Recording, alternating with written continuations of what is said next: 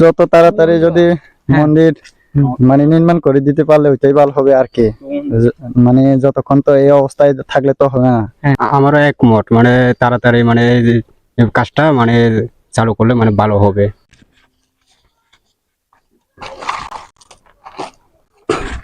আরো আসলো নাকি? তো আমি শ্রী শ্রী কালী মন্দির এখানে আসছি। দেখেন দেখেন এখানে কি অবস্থাটা দেখেন।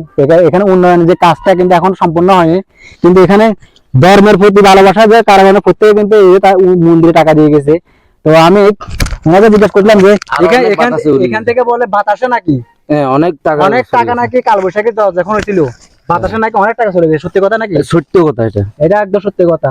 এখানে কিন্তু কেউ ধরে বয়ে, কেউ ধরে না। ধর্মের প্রতি যে ভালোবাসা কেউ ধরে এবং ছুঁয়ে দেখে না, কিন্তু মন্দিরের যদি কার্যক্রমটা যদি ঠিকভাবে যদি সম্পন্ন যদি হতো যদি, তাহলে টাকাগুলো বাতাসেও যেত না, ঠিক এই জায়গায় থাকতো। মাত্র এখানে আসে আমরা 35 টাকা বলতেছি, উনি বলতেছে এখানে অনেক টাকা আসলো, অনেক টাকা ছিল, সবগুলো বাতাসে নাকি বাতাসে চলে গেছে, বাতাসে চলে গেছে।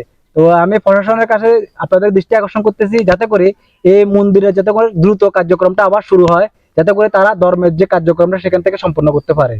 ধর্মের প্রতি যে মানুষের বিশ্বাসের কারণে যে এখানে যে অনেকে টাকা দিতে দেখলাম, টাকাগুলো নাকি বলে কালবৈশাখী জড়ে নাকি উড়ে চলে যাচ্ছে। কি করবো এখন? কোনো দান বাক্স একটা নাই, রাখার মতো একটা করতে পারে না, খোলা মেলা জায়গা তো একটু বারো এমনি উড়ে যাবে। আচ্ছা আচ্ছা। তো আমরা তো মানে একটা বেড়া, একটা ঘর, একটা প্রতিষ্ঠান করা চাইছিলাম, আমরা তো পারতেছি না। জি জি।